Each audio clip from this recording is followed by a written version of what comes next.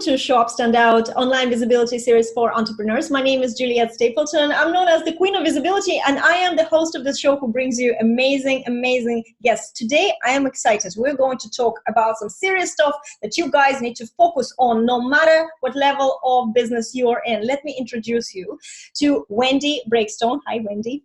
Hello, how are you? I am great. Guys, Wendy is a business management and operations expert, and she helps six-figure entrepreneurs and CEOs double their revenue, expand their impact, and remove the roadblocks so they can scale their growth.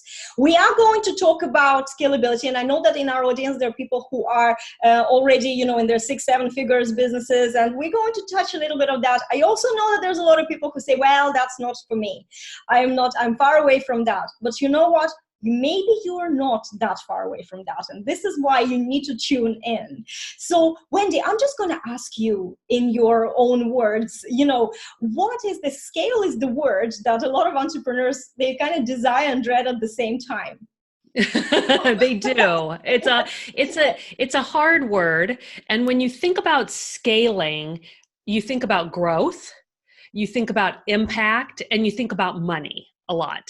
And how I like to think about scaling is really about what your own personal level of success is. Now, for instance, no matter what level of business you're at, no matter what, if you're a brand new entrepreneur or you're already getting ready to scale up to 7 figures, you do need to be looking forward. And looking forward and scaling your growth isn't just about throwing more money at marketing or bringing in more clients. It's about strategically thinking about your entire business and how your systems and the foundation of your business can withhold and withstand and hold up a growing, scaling business. So when I talk about like scalable success, when I talk about my scale model or being a scalable CEO, I'm really talking about doubling your revenue and scaling your growth. And that means different things to everybody. It doesn't mean the same thing to me as it does to you, Juliette, right? So depending on where you are in your own journey, be conscientious of that. You don't have to be scaling to 7 figures. You could be scaling to 5 figures, and that's great. But whatever it is, you need to think about it in terms of the big picture in your long game, I think. I agree. And I think that a lot of people are actually not looking with that sort of bird's eye view, big picture, where they're heading. They're too concerned about right now, creating something that will work right now. And sometimes these things that they're creating are requiring so much time, so much effort that they are not feasible on a bigger level. And then they reach that ceiling very, very fast. What we are talking about here is that you're saying that it doesn't matter what level you're in. You need to think about scaling at the very first, like at the start. And I know you also talk about things that people say to each other, like the lies that... My 4 lies. We are all CEOs. If you're a one-man, you're a CEO of your business, whatever, how many, doesn't matter if you don't have a team or anything. But there are certain lies that we're saying to ourselves, So yeah. I love, and I've heard already before, but I would love you to share. I would love to. And I do like to start this conversation by saying that when you're an entrepreneur, oftentimes we get into these kind of buzzwords. I'm a solopreneur. I'm a creativepreneur. I'm a wellnesspreneur. And like you just said, regardless of whether you have a team of 2 or a team of 20 or a team of 0, you need to act like the CEO of your business. Because when you think in terms of being the CEO, you are thinking about your business as a whole and not just about being a cool entrepreneur, not just about what's happening in the now, but also considering what's in the future.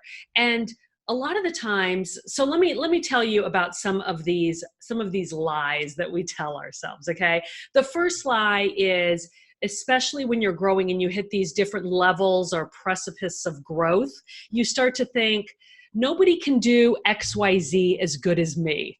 And we want to hold on to everything that we do. We don't want anybody else to do it. Now, thinking that you can do everything better than anybody else is a huge lie, because there are experts in different fields, and we're so blessed and fortunate to be able to find and work with experts that can absolutely do whatever it is better than you. And let me give you an example.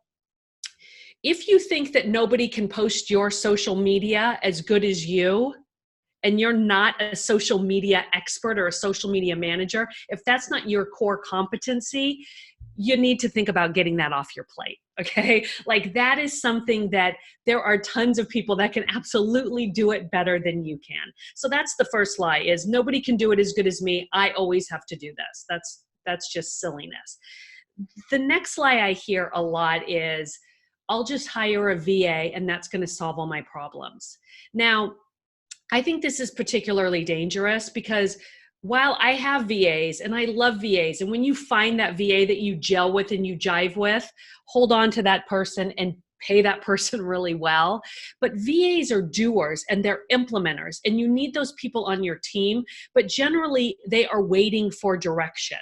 And if you don't have that strategic, strong, solid system and foundations in place for what strategic road you're on, you're going to be just tactical and telling your VA to do stuff that probably isn't going to move the needle. And then I often hear, like, my CEO friends say, like, they hired a VA 6 months down the road, they let the VA go and they're not any farther along. And it's because they were thinking only tactically and not thinking about the strategic roadmap of their business. Okay, so that's the second lie that I hear a lot. The third lie, and this is a lie I hear a lot when I'm working with multi-six-figure entrepreneurs that are looking to scale, but they're kind of stuck, they've hit a plateau, is, I'm just going to throw more money at marketing, or I'm just going to create a new lead magnet or create a new funnel, and that's going to fix the problems. Now, most of the time when you get to that level and you start to plateau or you start to kind of level out, it's not a marketing problem. If you've gotten that far, you really don't have a marketing problem. You know how to bring leads in, you know how to bring clients in. It's the problem is that your business and the foundation of your business isn't strong enough. So you're almost taking one step forward and two steps back. Here's a really good analogy.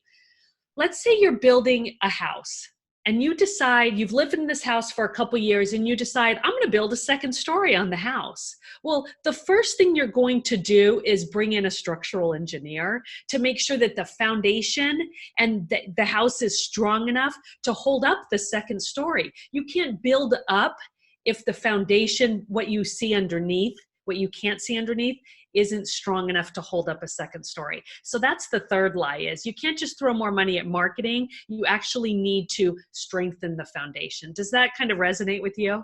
Absolutely. Actually, this is so funny, because I am definitely someone who has seen the lie number one in some of my clients, right? Yep.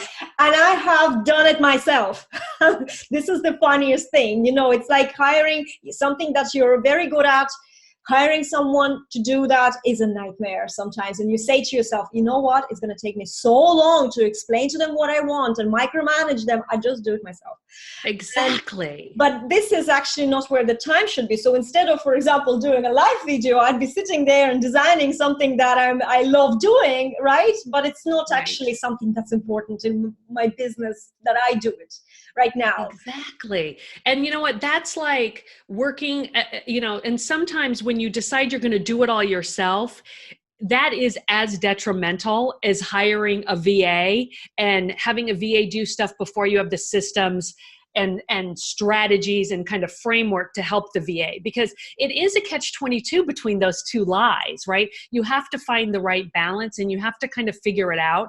But I encourage people to instead of spending time, creating your own Canva graphics, because you can and it's fun, but it's not an income producing activity. It's not the way that the CEO should be spending their time. Create a system for how you want your graphics created and then pass it off to your VA. Okay, don't just pass it off and wing it and then, figure it out as you go. Like, think about, how is this going to work for me? And then you train your VA to do it.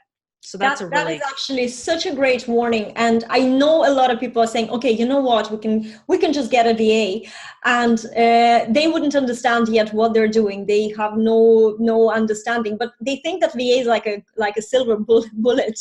But what you said, Wendy, earlier, VAs are implementers. You know, they're doers. So you need to give the systems, you need to train them, you need to explain exactly how you want this to be. And I made that mistake last year as well with the VA. When I hired a VA, and I ended up just every time I had to train or direct or anything, I didn't have systems in place.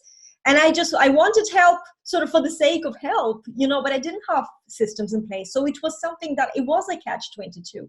And I think you get very kind of, you get into a cycle that you keep repeating around lie 1 and 2. Yes. I can't do it. Okay, maybe I'll hire a VA. The VA didn't work. I have to do it myself.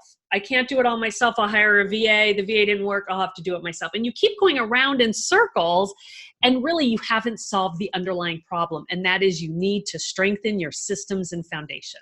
You know, I'm so glad you're saying this. That's exactly what I had, but I only ever had one VA who was the perfect VA ever in the world. And yet I wasn't ready. My business wasn't ready because of what you just said, because first you need to have foundations and systems, and then you bring the team. So hopefully, you know, this is I didn't go into the cycle of life with him, but I'm glad that I knew straight away. And you know what, guys, that's why when you're starting your business, and this is what happens a lot of times, especially in this audience, we have a lot of people who are, you know, comes from energetics, like healers, you know, and people who have all this spiritual life, and they don't usually tend to see business as business because of whatever limiting beliefs we sometimes have about business being, you know, business equals money, but it's kind of good but it's bad.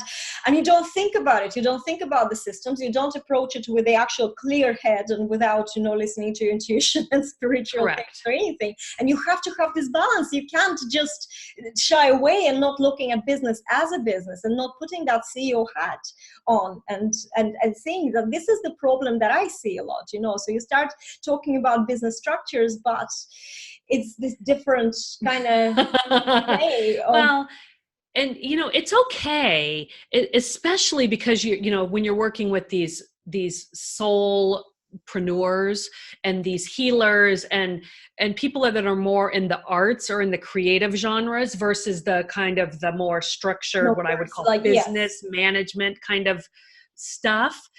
They have more fun, or maybe. But here's the thing that I try to impress upon them is they can be the CEO and focus on serving. And when they focus on serving, the money will come.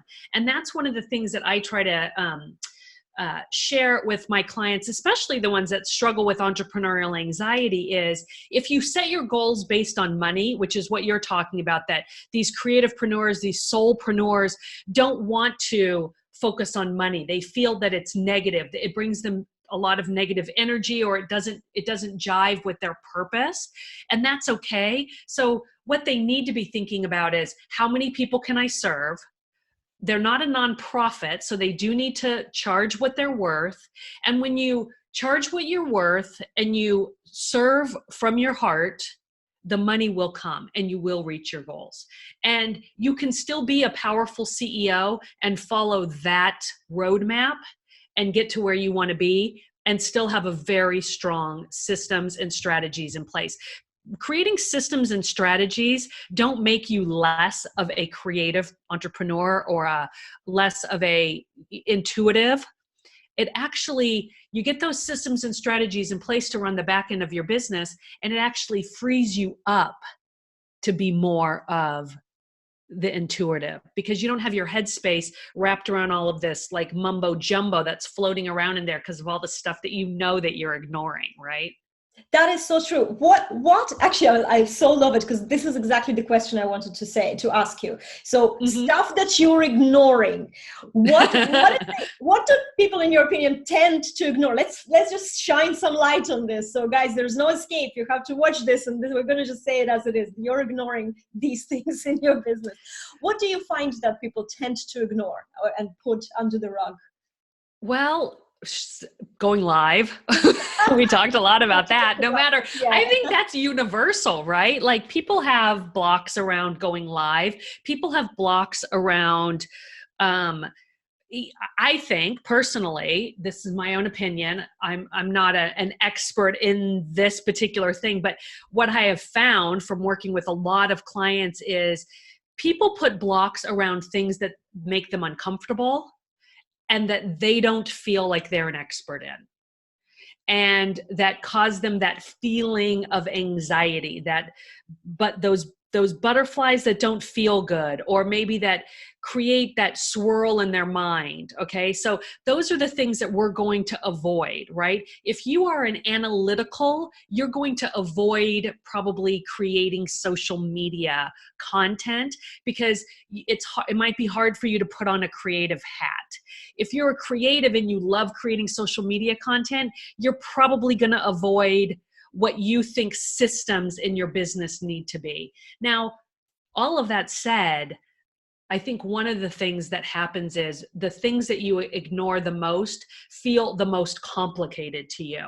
And I always try to make systems the most uncomplicated thing because I'm a systems and business management expert, and I don't want overly complicated systems. I don't want to spend more time, well, maybe I do, but I don't want to spend more time than necessary tooling around in my systems, right? I want to be able to move on to some of the systems that I even prefer. There's systems that I don't even like. So of course, I think it's what works for you, as well as you have to have systems. Yeah, Yep. Maybe in general you're sort of saying, I'm an intuitive person, I go when I'm inspired. No, you can't do that. You have to have the systems. Some things will work for you very well. Some things just won't work for you, and the way your brain operates. But there's something that, Wendy, you said to me, when we were booking this show, and you said that, you like in your spare time to hang out with your family. I always say that the ultimate goal of everything that I do here is that I can go out for a coffee with my husband anytime I want, right? So the same kind of goal, hang out with your family.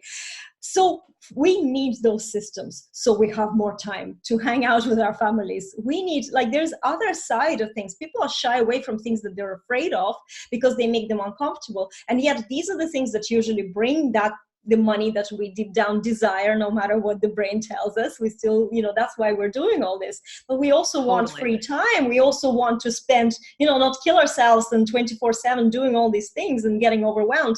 But we want to actually just go and, have some free, just have life, spend time with our doggos. And 100%. And so let me share something with you. Lie number 4, I actually haven't shared quite yet.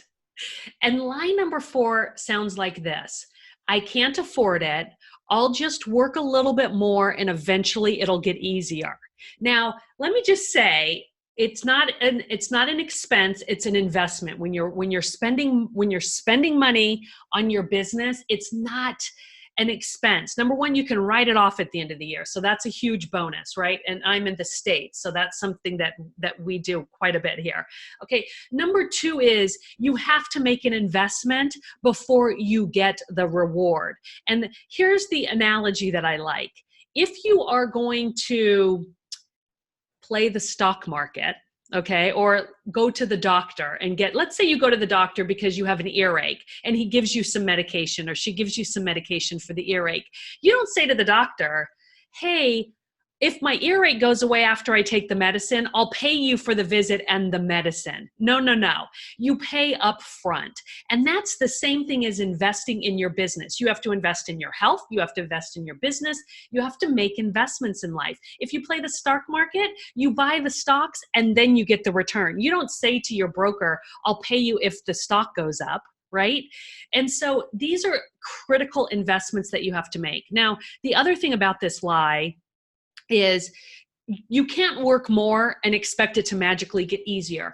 Parkinson's Law states that if you allot a certain amount of time to work, you will fill the allotted amount of time. You're never going to end sooner. If you have a task and you allot it a half an hour, it's going to take you a half an hour. If you allot the same task 15 minutes, you can probably get it done in 15 minutes. So it's a lesson that has to be learned. It's never going to get easier. Now, here's one of the critical things that I love to share with my clients, and one of the systems that I think is the easiest. And you just touched on it when you talked about being able to go to coffee whenever you want with your husband. And that is the first and foremost, the system that I think everybody needs to have in place is a system for online scheduling and making sure that your calendar has boundaries around it. And the one way to do that is to use an online scheduler and to keep your calendar and your scheduler synced up so that if you know you're going to have a coffee date with your husband, you block it out and that time is not available. Otherwise, you will work through the time. You're going to upset your partner. You're not going to show up for your kids when you need to. You're not going to show up for your dog walk when you need to, for your spa, for your facial, whatever it is. Boundaries make a huge difference. This is so funny that you said that, because you know when I say I want to go out with my husband, the key word there is that anytime I want. So I can't plan it because I might want to do it in 15 minutes from now. But you know what? Ever since I was working and doing the online business came from that point of view. I want flexibility, and it is possible. But what you said is so important. In my case, for example, the boundaries I laid down to the clients who were not respecting the boundaries, who were ringing all the time, who were, needed things there and then and now. And, as someone who used to like to please people, I would be there. And that was causing this, putting the family on the back burner while you're doing your business. And that is actually causing resentment. That's causing so many problems. So in a way, what I wanted to basically summarize here is that whether you can do what you're saying and just actually book it out. This is my family time this day. Today I'm not working. I want not to work on Fridays. And it's possible because it's absolutely, you can do all your work in much less time.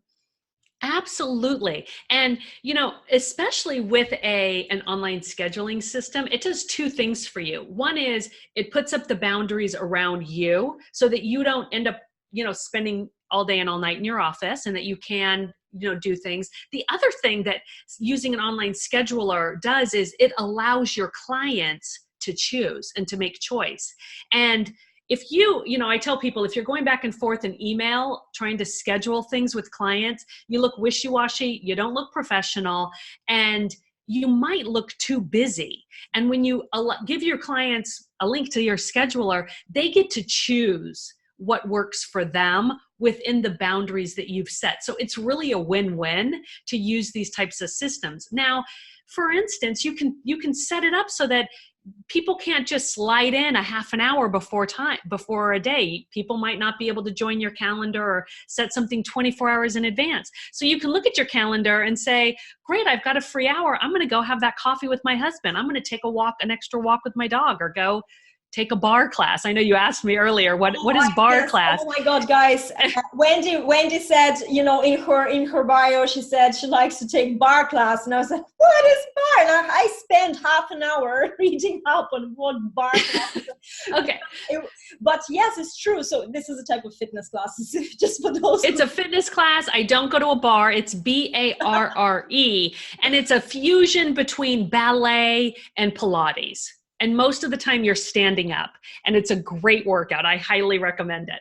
But, in my free time, I can slip in a workout. I can do whatever I want to. I can go grab a sushi roll if I want to, whatever that looks like, because I have boundaries. And as your team grows and as your CEOing grows and you have more people under you, having boundaries, especially how you operate with your team and communicate back and forth with your team, and, have quiet time in the morning or productive time or flow time, whatever you call it, it's especially important to set up those boundaries around your calendar. I agree 100%. And in fact, just before we sort of finish up, I think it's important to say sometimes people are feeling people are not growing their businesses around their dream lifestyle, which is having more time, having more headspace, creating times that, if I want to if I want to do my working out, I need a routine. If I don't have that scheduled in my calendar, I actually won't do it, because the lazy part of my brain will just won't do it. But if I have it, if I have like a record in my calendar saying 12 o'clock, do your workout, and I work out at home, but I will go and do it just because, I have a 12 o'clock. I have alarms on my phone that are telling me do this and do that. But what I decided 2 years ago, that I'm never going to build my business around my clients. I'm going to build my business around me. And I have only attracted by the best clients ever since. And having happier life, feeling better, having those boundaries, having spare time to do whatever I want, booking places and going traveling whenever I want, because I can manage my business, because I have the systems. So if you take that, think about the life you want, and then you build it all around in the systems and the boundaries, I think it's going to really benefit you and how you are and who you attract. Absolutely. I love that. And what you said right there is you are building the business that works for you, and that's attracting the right clients for you. And you're not taking on the riffraff, and you're only working with people that you vibe with. Now, I want to say something about something you said in there about that alignment piece, because one of the things that I work on a lot with my clients is I tell them they need to commit to their one main thing. And that means sometimes we get this kind of squirrel vision where we're kind of chasing squirrels through a park, and it causes you to lose focus. And we all have one main thing that we do well. My main thing is I'm a business management expert. Yours is visibility, social media, right? Getting out there, getting visible. Now, I know how to do marketing, but that's not my one main thing. If I tried to do all of those things, I wouldn't be able to attract my ideal client. My one main thing aligns very specifically to my core values and my core vision. And that keeps me on track when times get tough, when I get down in the dumps, when I'm high, when I'm like elevated or high because I've got a great client that I'm working with and I'm super energized. But when you focus on your one main thing and you go deep instead of wide, then you can really attract your ideal audience. And it is so key, so valuable, so key. Guys, I'm the living testament of this, because I started my business 8 years ago, and I was like a one-man orchestra. I could do everything. Yep. And people were hiring me, and literally I couldn't even explain what I do, because I did everything, from accountant to online management to, doing everything, even packing. There was an online business I operated all myself for somebody else.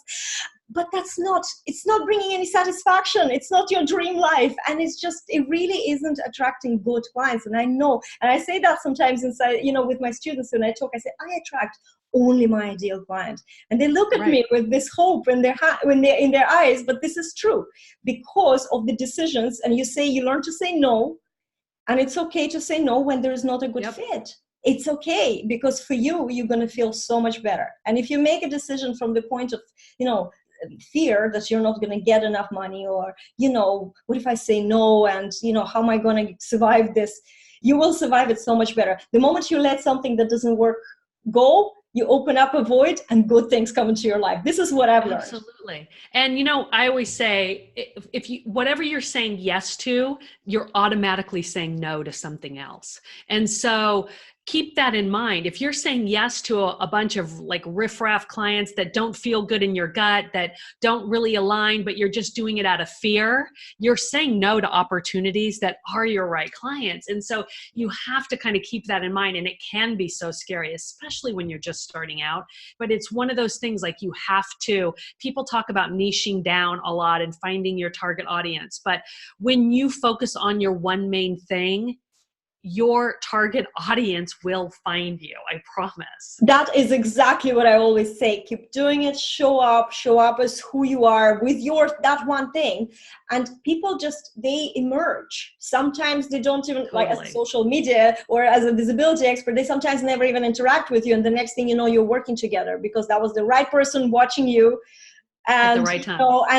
And you will attract the perfect people, and that's a guarantee. Wendy, thank you so much for this lovely chat. There's so much goodness in it, and I know that you have something that people who are interested into finding out more about the business systems that they can follow and watch.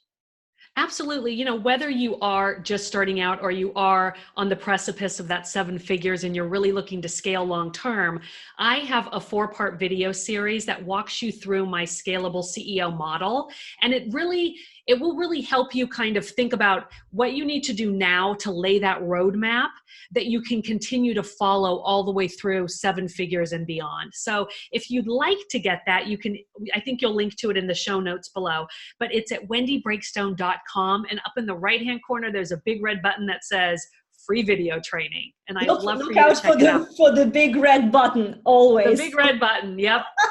Yep, exactly. We do have a link. We do have a link, guys. It's so easy. Wendy, thank you so much. You were a lovely guest, and I'm sure that the guys enjoyed it. Guys, if you have any questions, pop them in the comments. Wendy and I will come back and absolutely we'll reply. And I will see you on the Show Up Standout next week, next Friday. Wendy, thanks again. Thank you so much for having me, Juliette. Have a great day. It was a pleasure. See you guys. Bye.